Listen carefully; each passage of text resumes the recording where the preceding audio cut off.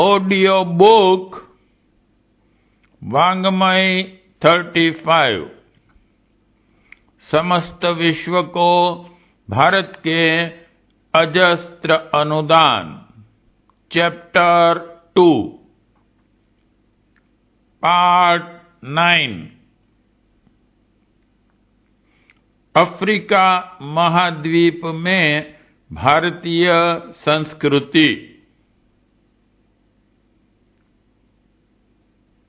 भारतीय महामानवों का जन्म भले ही उदयाचल पर उगते सूर्य की तरह रहा हो, पर वे एक सीमित क्षेत्र की संपत्ति बनकर नहीं रहे। उनके सामने समस्त धरती अपनी, समस्त मानव परिवार अपना परिवार का उदात्त लक्ष्य था। इसलिए दुर्गमता से जूझते हुए उन्होंने सुदूर भूखंडों तक अपने क्रियाकलापों को व्यापक बनाने का संकल्प साकार बनाने के लिए अनवरत रूप से प्रयास किया। कणवंतो विश्व मार्यम का लक्ष्य जिसके सामने हो, वे सीमित परिधि में अवरुद्ध रह भी नहीं सकते। एक समय था जब भारतीय धर्म प्रचारक अफ्रीका महाद्वीप में भी पहुंचे थे और वहां स्थिति के अनुरूप भौतिक एवं आत्मिक प्रगति के लिए मार्गदर्शन एवं सहयोग प्रदान किया था। प्राचीन काल के अफ्रीकी सभ्यता का विवरण वहां उपलब्ध जिन अवशेषों के आधार पर मिलता है, वे यही प्रमाणित करते हैं कि वहां पर सभ्यता का उद्भव भारतीयता के अनुगमन जैसा हुआ है। वहां की सभ्यताएं, प्रथाएं बहुत कुछ ऐसी हैं जिससे पता चलता है कि वे आरंभ में भारतीय स्तर में ही रही होगी और पीछे बदलते बदलते इस रूप में आ गई जिन्हें पिछड़ेपन की निशानी ही कहा जा सकता है। प्रागैतिहासिक काल में भारत और अफ्रीका एक ही महाद्वीप में थे और आवागमन के लिए थल मार्ग सुगम था। भौगोलिक उथल पुथल ने बीच में समुद्र खड़ा कर दिया और यातायात के लिए जलयानों की आवश्यकता पड़ने लगी। पूर्वी अफ्रीका की भाषा स्वाहिली में हिंदी संस्कृत भाषा के शब्दों का आश्चर्यजनक बाहुल्य है। वहां की लोक गाथाओं और पुरातत्व उपलब्धियों से स्पष्ट है कि किसी समय उस क्षेत्र में भारतीय संस्कृति का ही प्राधान्य था। पुरातत्ववेत्ता हुगो ओवरमीर ने अफ्रीका के देवी देवताओं की आकृति का हिंदू देवताओं से पूर्ण साम्य सिद्ध करने वाले चित्र अपनी पुस्तक में प्रकाशित किए हैं। लंबे समय तक अफ्रीका का पर्यटन करने वाली यूरोपीय महिला सारा लैटन ने अफ्रीकी भाषा में संस्कृत शब्दों का भारी संख्या में समावेश बतलाया है और लिखा है कि उस महाद्वीप के आदिवासियों में हिंदुओं की तरह ही हवन का प्रचलन देखा गया है। अफ्रीका महाद्वीप प्रायः 40 देशों में बंटा हुआ है। उनके पुरातत्व विभागों, संग्रहालयों एवं उपलब्ध इतिहासों को ध्यानपूर्वक देखा जाए तो प्रतीत होता है कि इन सब के पीछे भारतीय गरिमा झांकती है। अफ्रीकी सभ्यता के विभिन्न स्वरूपों को अनेकानेक कबीलों की मान्यताओं और प्रथा परंपराओं के रूप में देखा जा सकता है। उनके बीच भिन्नता भी बहुत है, पर यदि उन सब के पीछे मूल तथ्यों का निरूपण किया जाए तो सहज ही इस निष्कर्ष पर पहुंचना पड़ता है कि वे यह मान्यताएं किसी उच्च स्तरीय भारतीय मान्यताओं के अनुकरण के पीछे चलती हैं। स्पष्ट है कि यदि उच्च आदर्शों की साज संभाल न की जाएगी तो वे भी मनुष्य की पशु प्रवृत्तियों में घुलते मिलते अंततः विकृतियों के निकृष्ट स्तर पर आ गिरेगी। रूढ़ियों, मूढ़ताओं, अंधविश्वासों का इतिहास यही है कि लोगों ने आदर्श को भुला दिया, प्रचलन मात्र को अपनाया और पीछे वे प्रचलन विवेकशीलता से हटते हटते पशु प्रवृत्तियों के सहगामी हो गए। इस प्रकार धर्म प्रचलनों की भी वह स्थिति आ गई जिसे अनुपयुक्त एवं उपहासास्पद कहा जा सके। अफ्रीका के कबीलों के पिछले दिनों और इन दिनों में चाहे ऐसी ही स्थिति रही हो तो भी उनकी प्राचीन परंपरा एवं दार्शनिकता ऐसी रही है जिसे भारत की सहगामिनी एवं प्रशंसनीय कहा जा सके। इस तथ्य को अफ्रीका में संबंध में शोध कार्य करने वाले प्रायः सभी विद्वानों ने एक स्वर से स्वीकार किया है। भारतीय महासागर में मैडागास्कर (मालाग्यासी) द्वीपों के निवासी उस क्षेत्र में रहने वाले लोगों से नहीं मिलते, उनका रक्त भिन्न है। मैडागास्कर यो अफ्रीका महाद्वीप के समीप है, पर उसके निवासियों की नस्ल भारतीय आर्यों की है। सभ्यता भी वहां की भारतीयों जैसी है। नाम भी उनके ऐसे हैं जो भारतीयों से मिल सके।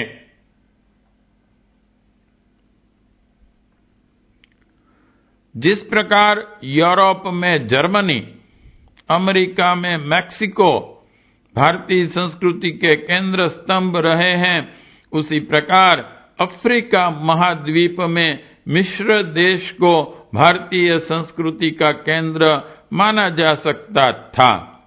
उस सुरम्य क्षेत्र को सर्वप्रथम भारतीयों ने ही आबाद किया था। वहां भारत वंशी राजा राज करते थे और उस क्षेत्र की जनता भारतीय धर्म की अनुयायी थी। इस्लाम का प्रवेश उस देश में होने से पूर्व का मिस्र का सारा इतिहास इन्हीं प्रमाणों से भरा पड़ा है कि वहां भारतीय धर्म की ध्वजा फहराती थी और उसका प्रकाश अफ्रीका के सुदूर क्षेत्रों तक पहुंचता था। भविष्य पुराण खंड 4 अध्याय 21 के श्लोक 16 में ऋषियों के मिस्र में जाने और वहां भारतीय सभ्यता का विस्तार करने का स्पष्ट वर्णन है। श्लोक का अर्थ होता है, सरस्वती की आज्ञा से कण्व ऋषि मिस्र देश को गए और वहां उन्होंने 10,000 म्लेच्छों को सुसंस्कृत बनाया। Historians history of the world ग्रंथ में इस्लाम के प्रवेश से पूर्व की मिस्र की स्थिति पर विस्तृत प्रकाश डाला गया है। इस काल में मिस्र सभ्यता भारत से लगभग पूर्णतया मेल खाती थी। उस देश के नागरिक यह मानते थे कि उनके पूर्वज देव देश से आकर वहां बसे थे। उस देव देश का जो वर्णन किया जाता था, उसकी भौगोलिक स्थिति तथा सभ्यता की रूपरेखा भारत की स्थिति से सर्वथा मिलती जुलती थी।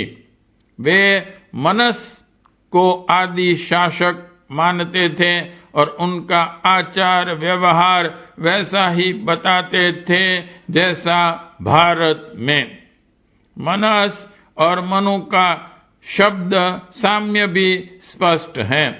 मिस्र के पुरातन देवता भी थोड़े शब्द भेद के साथ वे ही थे जो भारत में माने और पूजे जाते हैं। वर्ण व्यवस्था, राजधर्म, युद्ध आचार, व्यवहार संहिता, धार्मिक सामान्य शिष्टाचार आदि में भारत और मिस्र की सभ्यता इतनी अधिक मिलती थी मानो वे माता और पुत्री अथवा सहोदर बहनें ही हो। इतिहासकार हीरोडोटस ने भारत और मिस्र की मान्यताओं परंपराओं का साम्य सिद्ध करने वाले अनेकानेक प्रमाण और तथ्य प्रस्तुत किए हैं। दर्शन पक्ष तो दोनों का आश्चर्यजनक रूप से एक ही बिंदु पर केंद्रित रहा है। किसी समय मिस्र की नील नदी से लेकर भारत की गंगा के मध्य के समस्त क्षेत्र में एक ही सभ्यता और भाषा थी। मिस्र, बेबीलोन, सीरिया, मोहनजोदड़ो में उपस्थित उपलब्ध शिलालेखों में एक ही भाषा का प्रयोग पाया जाता है। इससे इस तथ्य की और अधिक पुष्टि होती है कि प्राचीन भारत एशिया, यूरोप और अफ्रीका महाद्वीपों तक फैला हुआ था। एक समय था जब भारत और मिस्र के लोग समान रूप से सूर्योपासक थे। फराउन शासक सूर्यवंशी थे। पिरामिडों के भीतर सूर्य देवता की प्रतिमाएं पाई हैं। मृतक के सिरहाने सोने के पत्रक पर गौ माता की प्रतिमाएं बनी हुई मिली हैं। गाय भी उस नस्ल और आकृति की जैसी कि भारत में होती है। लगता है वैतरणी पार करने के लिए गाय की पूंछ पकड़कर पार होने की भारतीय मान्यता का ही यह अनुकरण है। गनेरा के पिरामिडों के पास एक विशालकाय नरसिंह की मूर्ति है। भारत में नरसिंह अवतार का जो स्वरूप वर्णन किया गया है, लगभग उसी से मिलती जुलती इस विशालकाय प्रतिमा की आकृति है। इसके समीप ही वहां एक भव्य मंदिर है जिसकी बनावट और व्यवस्था हिंदू मंदिरों और साधना गृहों जैसी है। इसमें अब मूर्तियां तो क्या रह पाती, पर अन्य सब दृष्टियों से उसका मंदिर होना ही स्पष्ट है। सूर्यवंशी राजाओं का अपने पिरामिडों के समीप नृसिंह की प्रतिमा तथा मंदिर का निर्माण स्वाभाविक भी था। मिस्र पर शासन करने वाले हिस्त्री (क्षत्रिय) राजा सूर्य और वरुण की पूजा करते थे। मंदिरों की परिक्रमा करने का प्रचलन था। मूर्तियों को स्थापित करने का स्थान स्थाना कहा जाता था। पुजारियों को आदेश था कि स्वच्छ रहा करें। हिस्त्री राज में मृतकों की चिता जलाई जाती थी और 13 दिन शौक मनाया जाता था। यह शासक अपने को भृगु के वंशज बताते थे। अमेरिकी विद्वान कर्नल उलकाट ने लिखा है कि अब से 8000 वर्ष पूर्व हिंदी सभ्यता मिस्र में पहुंची थी और उसका विकास मिस्री सभ्यता के रूप में आरंभ हुआ था। अल मरना की खुदाई में जो प्रमाण मिले हैं उनसे स्पष्ट है कि मिस्र के निवासी गौ भक्त और सूर्य पूजक थे। डॉक्टर प्राणनाथ ने भाषा विस्तार के इतिहास का वर्णन करते हुए लिखा है कि भूतकाल में मिस्र की राजभाषा संस्कृत थी। अब भी वहां की भाषा में संस्कृत शब्दों की भरमार है। पुराने मिस्र के देवी देवता हिंदू देवताओं के ही अनुरूप एवं उनके उत्तराधिकारी हैं। वहां के मंदिरों की रचना भारतीय वास्तुशिल्प की ही प्रतिकृति है। काहिरा के पुरातत्व संग्रहालय में प्राचीन योद्धाओं की जो मूर्तियां संग्रहित हैं उन्हें देखकर सहज ही त्रेता और द्वापर के भारतीय योद्धाओं की आकृति एवं आयुध अलंकारों के साथ उनकी गहरी संगति बैठ जाती है। इस्लाम आगमन से पूर्व मिस्र की संस्कृति में पुरोहितों का वर्चस्व था। उनका सिर मुंडाना, व्रत उपवास करना, दिन में कई बार स्नान करना, चमड़े का प्रयोग न करना, मांस न खाना आदि नियमों का पालन भारतीय पंडित पुरोहितों जैसा ही है। वह पुरोहित शैन कहलाते थे। यह पदवी भारत की शर्मा जैसी ही थी। प्राचीन मिस्र में पूर्णिमा को होम करना, धर्मोत्सव, दिवाली का दीपदान समारोह, नई फसल आने पर अन्न का हवन, मकर संक्रांति का विशाल पर्व, मंगल कलशों का उपयोग, व्रत अनुष्ठान में अनिवार्य रूप से पत्नी की उपस्थिति, मूर्तियों के जुलूस, संगीतमय कीर्तन आदि प्रथाओं को देखते हुए स्पष्ट हो जाता है कि उस देश के साथ भारत की कितनी सांस्कृतिक एकता थी। गौ को परम पवित्र और पूजनीय मानना, जूते उतारकर शुभ कार्यों में सम्मिलित होना, पुष्पहारों का उपयोग, हाथ मुंह धोकर भोजन करने के रिवाज जैसी अनेक बातें प्राचीन मिस्र में भारत जैसी ही थी। स्त्रियों के वस्त्र आभूषण, वेशभूषा, सज्जा, वेश विन्यास, मेहंदी रचना आदि कितने ही प्रचलनों में भारत के साथ अद्भुत साम्य था।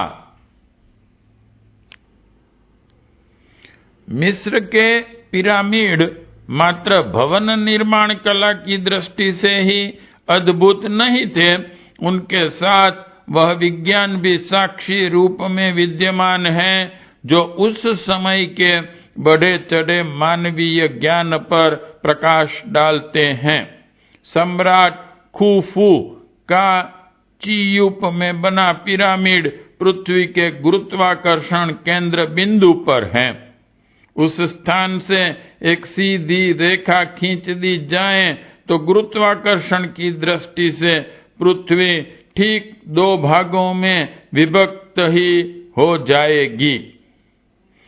उसकी ऊंचाई इस प्रकार नाप तोल कर रखी गई है कि पृथ्वी और सूर्य के बीच की दूरी की गणना सहज में की जा सके। उस दूरी का यह पिरामिड 10,000 लाखवां भाग है।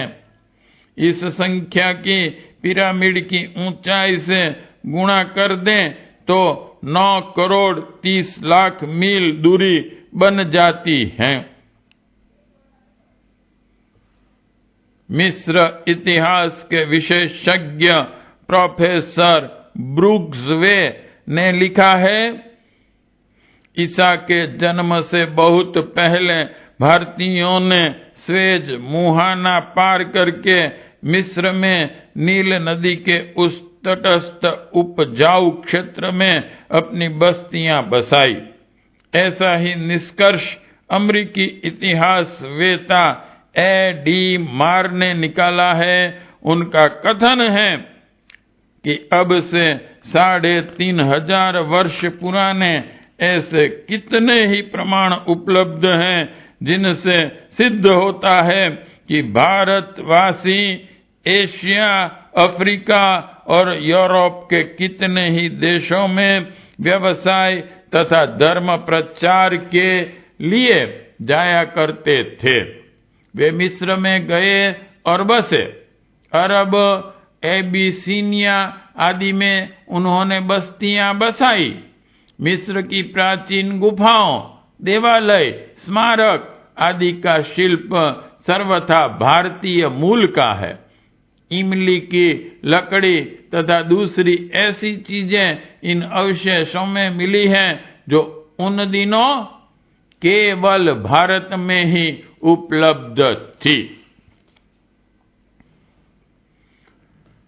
पिरामिडों में सुरक्षित मुर्दे तथा अन्यत्र जहां तहां पाई गई खोपड़ियां में से 80% आर्य नस्ल के लोगों की हैं।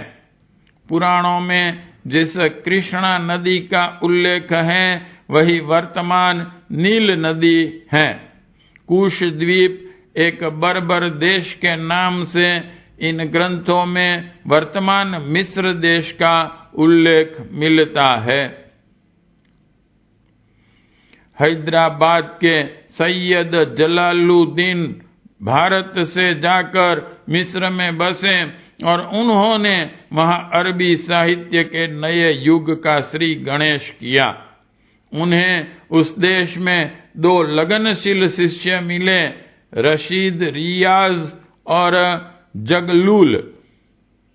इनकी सहायता से उन्होंने अरबी साहित्य सृजन से लेकर उसका प्रचलन विस्तार करने तक के अनेक सूत्रों का संचालन किया। अमेरिका और फ्रांस तक में अरबी के अध्ययन केंद्र खुल गए।